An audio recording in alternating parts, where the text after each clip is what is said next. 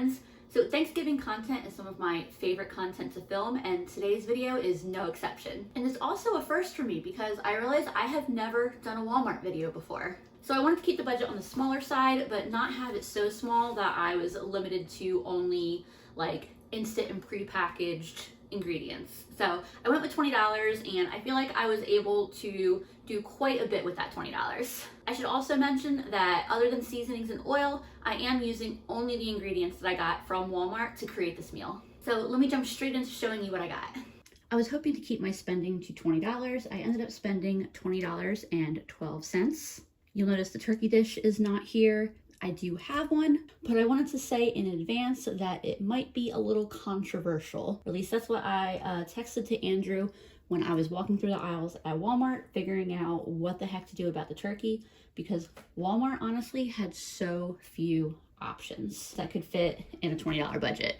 Walmart was also out of a lot of turkey options because I did think about just getting, you know, drumsticks or things like that, and the pickings were just slim. So the turkey option that we decided to go with, we're gonna do one of these frozen turkey meals. It was only $3.57. It holds a lot of nostalgia for both Andrew and I, so we wanted to try it again as an adult. We'll let you know how it is. By the way, I know I could have went with ham, chicken, or any other number of non-turkey proteins. I was just really set on some kind of turkey dish. I definitely could have spent $13 on a real turkey and then just a few dollars on very cheap sides. But in our case, we would rather spend less on the turkey and more on the sides.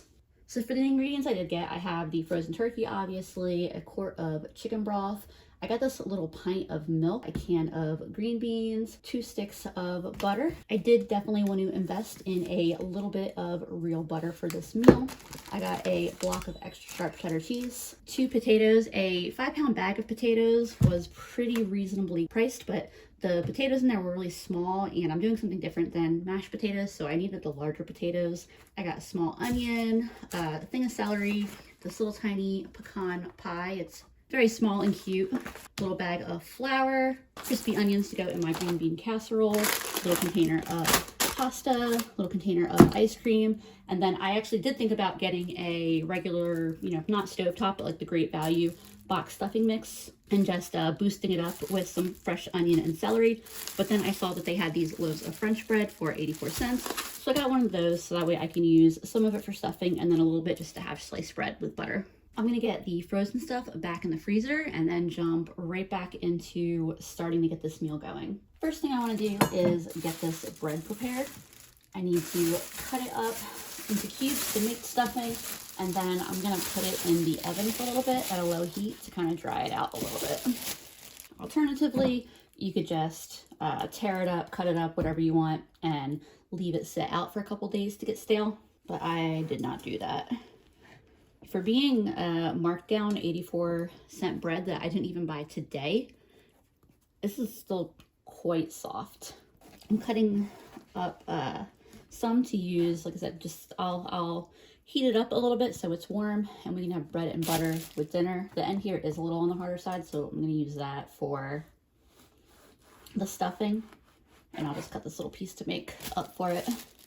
So I think this is probably what I'll slice for dinner. Set that to the side.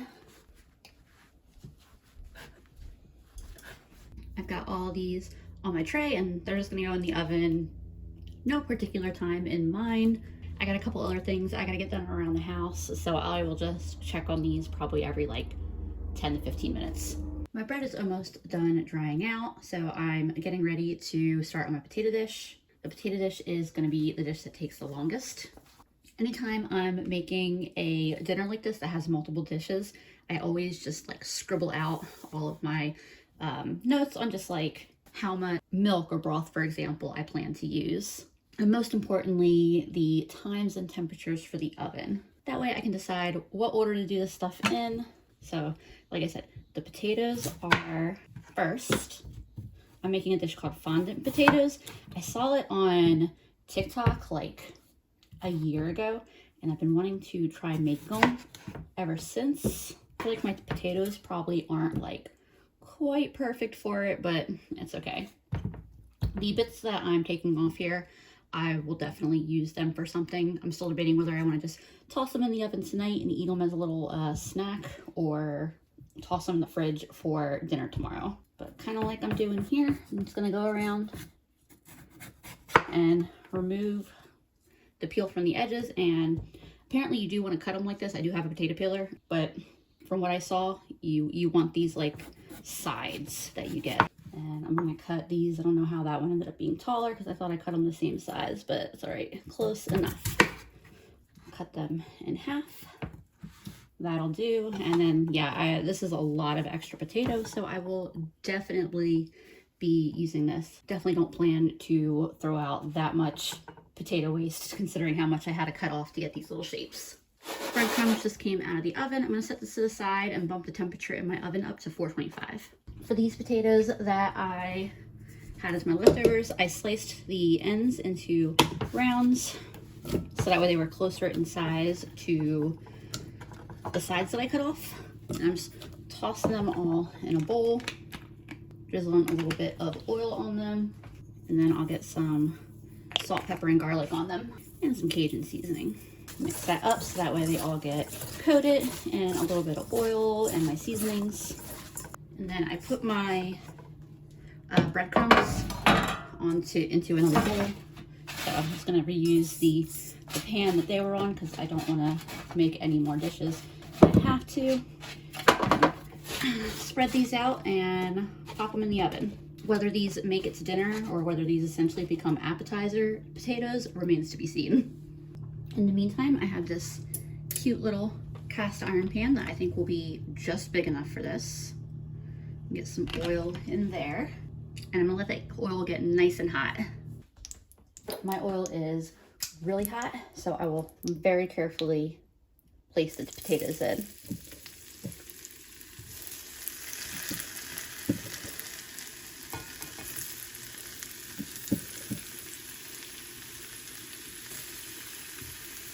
I want to cook them in the oil until they get a real nice color on the one side. So it'll be about 5 or 6 minutes probably.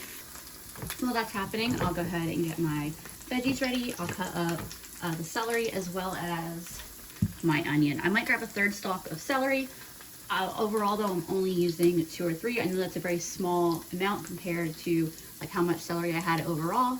So a great way to utilize that ingredient and make it go further would obviously just to do like a little celery appetizer of some kind. Andrew absolutely loves eating celery, so he'd be happy if I just washed it and cut it up for him and put it on a plate. While Walmart did have some disadvantages, one of the reasons why I was excited to shop at Walmart is that I was able to buy individual items like this onion versus at Dollar Tree, frozen would have been the only option, and at Aldi, my only option would have been to buy a 3-pound bag at a little over $2. These are getting pretty close to where I want them to be, so I'm lowering the temperature in this pan because we're going to be putting butter in here and I don't want to burn the butter. I just pulled my little potato skin slices out of the oven. They cooked very quick since they're so thin, and we're going to snack on these now while we're cooking. Yeah, that is a nice bowl of nice, spicy, crispy snacking potatoes. I think these are ready to be flipped. So the way I typically see this done would be to use a paper towel and soak up that extra oil out. Because we're making multiple other dishes here, I'm gonna set these potatoes to the side for just a quick second. And I'll just dump that little bit of oil in this other pan. And then I'll get these set right back in there. So remember, I lowered this heat down quite a bit. And I am getting a couple tablespoons of butter added in there. And it's probably like 3 tablespoons of butter. And I'm gonna let that butter fully melt in there and cook till it starts to brown a little bit for like 2 or 3 minutes.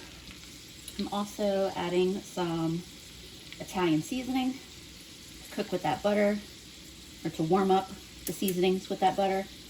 If you have fresh seasonings, that would be ideal, like fresh thyme, but I'm sure this will be just fine with the dried stuff. That butter really woke up those dried seasonings. It smells so good, And I'm gonna add about half a cup of broth to this, maybe a little more. No, I think that's a good amount for this size pan. Like I said, my oven's at 425. I'm gonna pop this in the oven for, it should be 30 to 40 minutes. I'm gonna use 30 minutes as my like standard that I'm gonna try to have all of my dishes done, with the assumption that these are gonna be done in about that time. First thing I'm gonna do now is get my onions and celery sauteing for the stuffing. While my onion and celery is cooking up there, I'm gonna grate this cheese. I'm adding a nice big hunk of butter in with those onions and celery. My onions and celery are almost good. As you can see, I'm just doing random tasks while I am standing here with otherwise nothing else to do. I'm gonna add a bunch of seasoning to my onions and peppers. Not too much salt because the broth is salted. It's not a low sodium broth, but some pepper, a bunch of Italian seasoning, since these are gonna be coating all those breadcrumbs. Oops, exploded a little bit. Since these are gonna be coating all those breadcrumbs, I like to season the veggies a little heavy. Garlic and my breadcrumbs. I'll mix the veggies in first, and then I'm adding in some broth. Add a cup and see how much that coats it. I think I'm gonna splash a little bit more in, but I'm gonna go ahead and get it into this dish first. You'll notice I tossed some butter into that pan because I'm gonna start the green bean casserole in there as soon as I get this in the oven. This isn't too bad, it's pretty well coated. I'm just gonna add a little tiny bit more. A little bit of extra butter on top. I'm gonna put this in the oven uncovered, probably for like 15 or 20 minutes. All right, and then let me immediately bring you back to this pan. Get a little bit of flour in there with that butter and cook that flour for just a couple minutes. All right, so this butter flour roux, I am adding a cup of my broth. I'll keep mixing this and it should get nice and thick as that broth heats up. This is the pan that I'm going to be using for the green bean casserole, and then I just started some water to boil some pasta. And I'm going to step away from this for just a second to toss that turkey in the microwave. I thought about cooking it in the oven and I Googled which was better, and people were saying it made no difference, at least for that style of meal. So I said, sounds good to me. I almost made the absolute silliest mistake and somehow almost missed it. In the back of my head, I was like, did I just hear my microwave beep that I just started? Yeah, apparently I accidentally set the time for 8 seconds instead of 8 minutes, but luckily I caught that. So I've got a nice gravy-like mixture here, which will continue to thicken up even a little bit more as it warms up. I'm gonna add about 3/4 of a cup of milk to that, as well as a nice bit of cheese. I really love a pepper jack for a green bean casserole. It gives it a nice little spice to it. But the crispy onions I got, they're these garlic pepper, and they have some really good flavor in them. These are the noodles I'm using for my mac and cheese. It's a 7-ounce bag. It was less than 50 cents. For 3 of us, this is a great size bag. So I've got a really wonderful base here for the green bean casserole. I want to get some seasoning in there. I'm going to add some pepper, some garlic, and some onion powder. It's really good. I'm going to add in just a little bit of Worcestershire. It just adds a touch more depth to the flavor. Something that if you like roasted mushrooms with this, you'd probably get. If you sauteed mushrooms with it. Marshmallows, mushrooms, same thing. At this point, I'm going to add my green beans in. And I am definitely starting to question whether the pan I got is big enough. I might have to grab another one real quick. We can just try it and see what happens. And if it ends in disaster, we can just, it'll be a story to laugh about later. My potato dish is done. I switched it from my bottom oven to my top oven just to stay warm. I'm also adding a nice handful of these crispy onions directly into the green bean mixture. It's a shame that this pan isn't oven safe.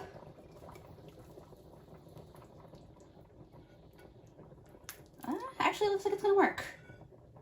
Yay! Bunch of these crispy onions on top.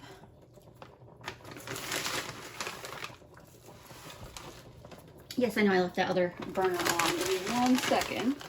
Yeah, I was gonna use another pan, but I don't think I have a reason not to just use this pan again. That's one less pan that I'll have to clean. And because this is so full, I'm gonna very carefully put it in the oven. That green bean casserole is gonna cook for about 15 minutes, by the way. Adding a couple tablespoons of butter.